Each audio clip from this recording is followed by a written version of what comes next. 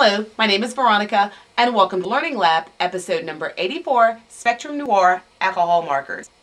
Come on into the lab and let's get started. Yes, I recently jumped into the fray. I had to hold back before because for me, the cost of alcohol markers was a bit exorbitant for my budget.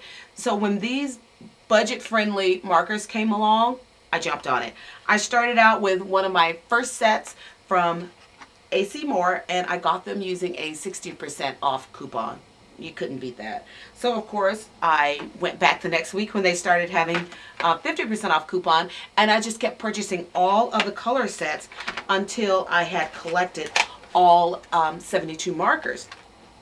So it came out to maybe $1.25 a marker. So, you know, what, 80-something dollar investment. I thought that was pretty good. But as I started playing around with them, I also realized I wanted the rest of them. So Easter weekend, Consumer Crafts was running a free shipping special, and after doing an extensive search on the internet, I found that they also had the best price on this pack of 24 pieces. So I picked up the brights. I also got the lights, the pastels, and I got the darks set.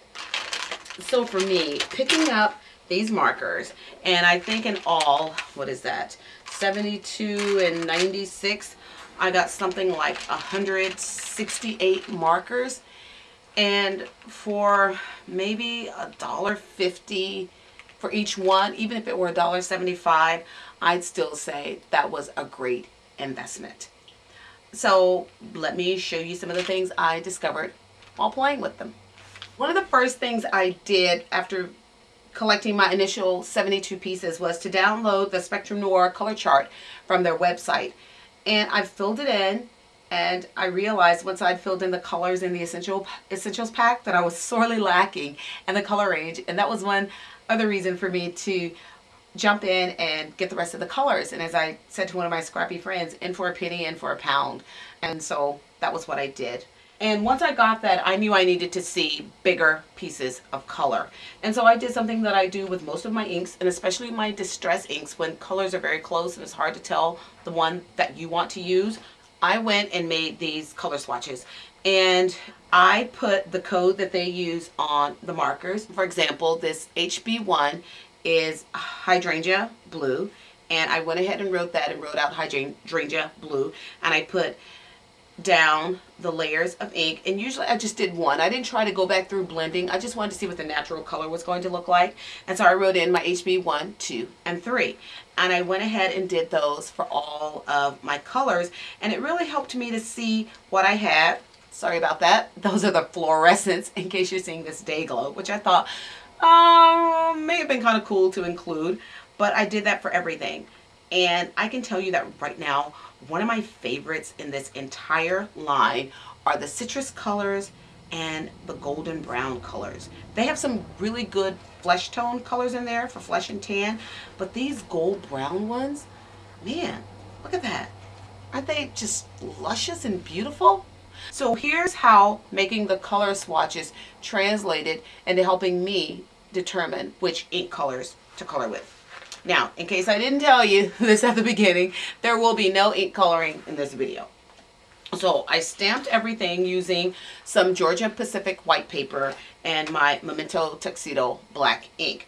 I do have a plethora of papers coming to my house that I want to experiment with. Another Crafter's Companion one is recommended, but I don't want to be locked into that. I do want to have some more options. So when those come, I'll play, and then I'll come back and share with you what I did, and maybe we can do a little coloring then. So here's an image that I started with. This is the original stamp. It's a all-night media stamp. I've had it around for at least 15, 16 years. I don't even know if they're still making stamps, but they made really cute images. Now, the initial one that I colored is this one. And I colored it in using the basics markers that come in the color packs, and I realized I didn't have a true yellow in that pack. I did have an orange and some of the other yellow colors and some greens, but they weren't the ones that were on here. That's what prompted me to go back and get the pastels, brights, and lights. So I went to my color swatches. I knew I wanted some greens. And once I went through and I saw this and I said, hey, the citrus green might work. Maybe something out of the light green range. And then I went down to my yellows. And I didn't really like the LY3, but the 1 and 2 and some of these citrusy ones and even maybe the dark green one worked. But I also went down into my golden browns because I wanted to get a really good color in the center of that flower. And as I went, I said, ooh, that GB4 or that GB3 is going to be right on target for what I need. So this is how I use the color swatches to help me to determine which colors of markers to pull out to use. So if you'll do that, then that'll help you because you can just lay it right next to it. And when you see it right there, it can help you to determine, oh yeah, that's the one I need. And I also have to tell you that I used a tan color also in there. When I held that up, I really liked it better than the GB1 and 2. So the second time I colored it in, this is what I got. My yellows were yellow and my greens were a really pretty green. And I went around the outside perimeter and a little bit on the inside with one of my blue turquoise, the lightest one, the BT1, and just to kind of give a nice little soft halo effect. I learned that from watching tons of Copic videos on YouTube over the weekend. So here's another image with which I played because a lot of people said that they were having trouble with their reds bleeding. So I said, well, let me try something with red. I pulled out this stamp that I had, which were all roses, and this is from PSX. I think it was a stamp exchange. Don't know if they're still in business either, but I've had this stamp around for a while. And this is what I got.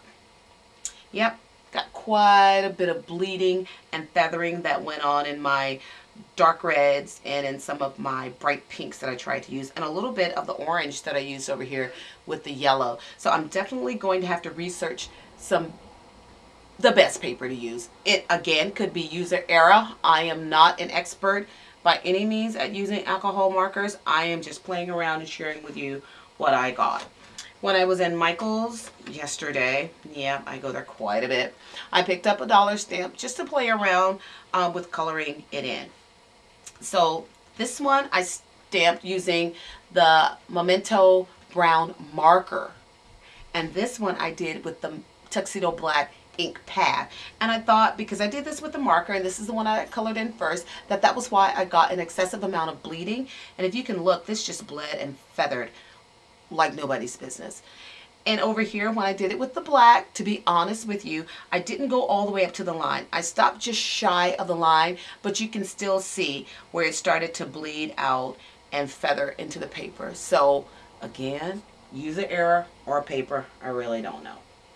My final image that I went to was this cute set of violins that I just could not resist when I bought this stamp probably 3 or 4 years ago. It's a Flavia stamp. Don't know if they're still making stamps, but I know they make a lot of scrapbooking products, and these rich, dark, vibrant colors are their signature. So if that's something you like, see if you can find anything from Flavia. Again, this is where my color swatch chart came in to play for me. I went in and pulled out some of my hydrangea blues just to kind of lay them on the stamp to see what would work for me. Also went into the lavenders and into my purple sets. Try to get something for those violins because the purple on them, and I don't know how well it's going to show up there, but as you can see, very nice shades of purple. And so these were some of the colors that I was trying to match up there. And then for my ribbons, I pulled in a bright pink, which I thought picked it up very well.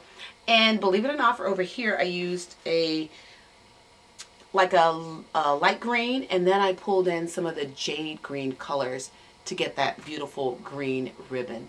And I don't know if my camera is really picking up the true color of it, but here's what that morphed into when I tried to color it in.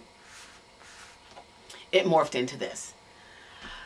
Yeah, this one, a hot mess, let me just tell you. I don't know what I was doing. I think I pulled in like some of the PL3 there along with the PL1, and it just wasn't working. So when I went to the other side over here, I tried to change my tactics a little bit. As you can see, I pulled in some of the PL1 and also some of the PL2. Then I switched to my lavender just to get a little darker shade in there. And I think I actually used my HB1 to do a bit of blending on there. And, you know, it came out okay. Nothing to write home about. And then for the little pieces back there, this one was a tan color. And then for the color going around on the outside, I used my GB9 on the side, and that gave me the color that I needed to go around those precious little violins. It was a nice matchup of color. I didn't color in the back because I just didn't search out a color to do that. But I've just been having a good time playing around with these markers, just trying to figure out what they can and cannot do. And as some of my paper that I've ordered comes in and I get to play around with it, I will share with you my results and to let you know what I think. I know that I probably should purchase the DVD that comes with them, but I don't know, and it could be me. I've been wrong before, and God knows I'll probably be wrong again. But if I'm getting your system, shouldn't you just, you know, give me a few more pointers on how to use them and not make me buy a DVD? But hey, that's just me, and I'm probably the only one who thinks that way. Oh, and before I go, I just wanted to say that, you know, some of the writings on the tip, they're a bit fragile. So what I plan to do is take some of my glossy accents and put a coat over there, a nice, just, you know, really, really thin one, just to kind of protect that lettering on there. And since I'm here, let me just go ahead and show you what the tips look like in case you have not seen any. But you have a bullet tip and you have a chisel tip. And the bullet tip is denoted by a little gray line that goes around. Let's see if I can get that in there. But anyway, thank you for joining me in the lab today. Please remember to check out my blog at inkollusions.blogspot.com, where you'll find a lot more information and inspiration. Until then.